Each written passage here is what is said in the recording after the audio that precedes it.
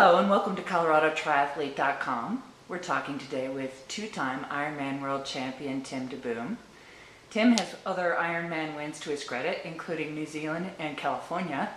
But last Saturday he added a very interesting iron distance race win to his resume. It's called the Norseman and it was in Norway. Why don't you tell us about that race? Well, it was an adventure and not one that was really on my schedule at the beginning of the year, end of last year. It was kind of came up when I announced that I wasn't going to do Kona anymore. The race director for Norseman called and thought maybe that I'd participate in their event. And once I looked at it, it definitely looked like something that was right up my alley. And it was definitely I would say the toughest race I've done. It's different from Kona in that I used to, I knew Kona and I could fully prepare for it, and you knew what you were preparing for. This one was a little more abstract, and what I saw on the internet and some of the videos I'd seen and just course descriptions, and I kind of had to train knowing, going off that. And once I got over there and I saw the course, it was, my immediate reaction was, well, I would train differently next time. So, so what part of the course made you think that? Mostly the run. The swim and the bike were about what I expected and wonderful. It was, for me it was like the perfect Ironman race. The bike is amazingly hilly and beautiful, and the swim was cold but not too cold that it was going to cause any real problems, and beautiful. I mean, it's the swimming in the fjord over there was one of the best experiences of my life.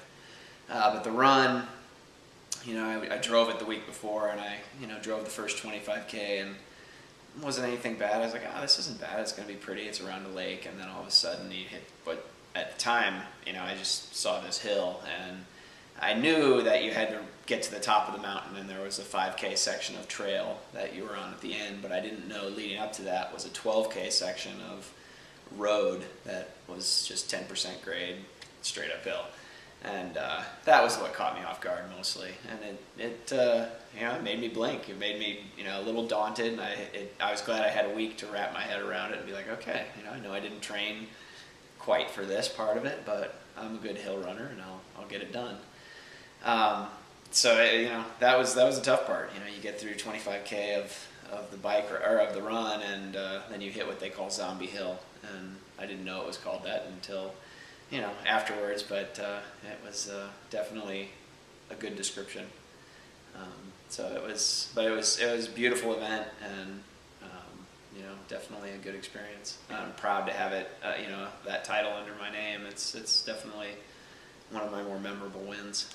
So the water at the planned swim start was apparently too cold, and they had to move the swim?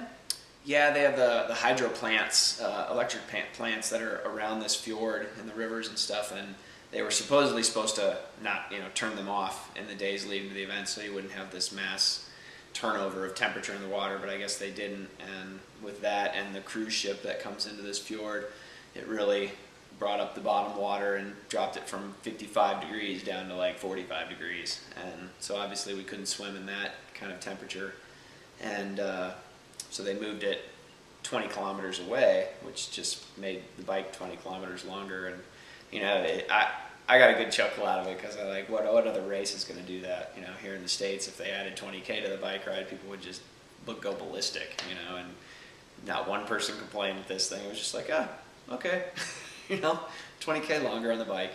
And I was happy because the longer the race, probably the better for me. But definitely made for an even longer day. So what is the very end of the race like?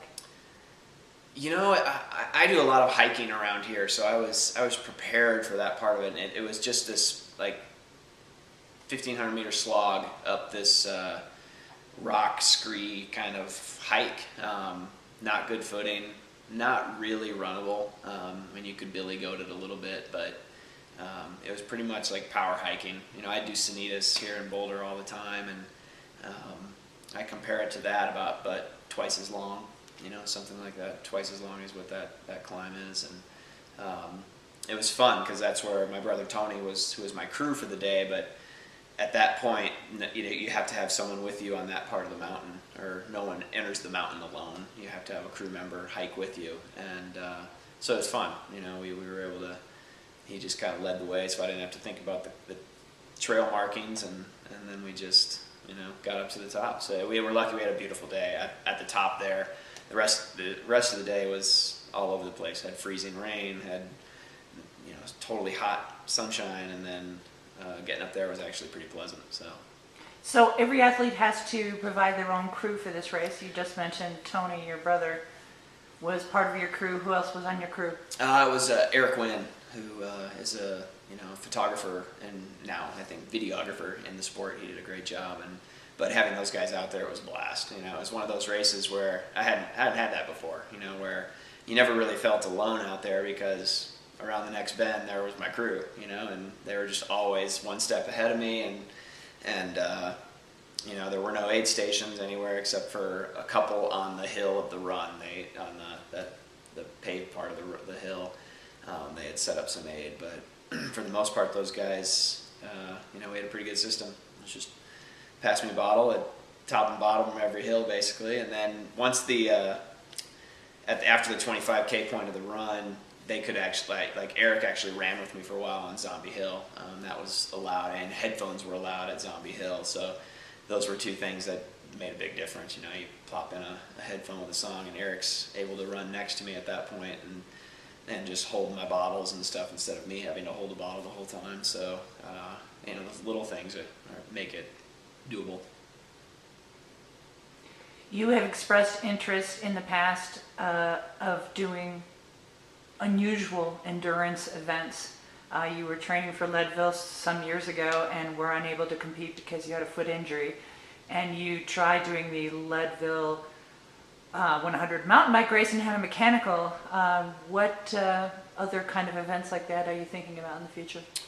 I haven't created a list. I know there's a list out there. Someone at this race who writes for I think a UK magazine has like the 50 events that endurance athletes must do, and he's going to pass that on to me. But I don't. I've just got anything that's out there. I mean, there's certain ones just here in Colorado that I want to do. Yes, I'd love to go back to Leadville someday and do both the bike and the run. But I had some bad luck up there last year with a few events, and so I'm just gonna, I think, do some different ones. I'd like to do Imogene Pass Run and just some of these, maybe the Trans Rockies, multi-day run, that kind of thing, and any mountain bike race that I can get in and get my time into. But I'm kind of open to anything, and that's where I'm at my point of the career right now. And it's fun that I can do all these other events and still be competitive at them and have fun, and I enjoy the training, and it's just not as specific as what I was doing with just Ironman racing and triathlon. It's kind of nice to branch out. You mentioned that Eric Wynn, the photographer that was part of your crew, was making a video. Where is that going to be released? Probably just YouTube. It's one of those that we've put out some little teaser trailer from both my training and from training over in Norway before the race, and then from the actual race itself. And we're gonna sit down here and compile everything and get it out, just to show people what went into it, and then what the race was all about. And I think it'll be fun. I think that's a direction that will turn a lot of people on to events like that. We'll look forward to it. Thank you. Thank you.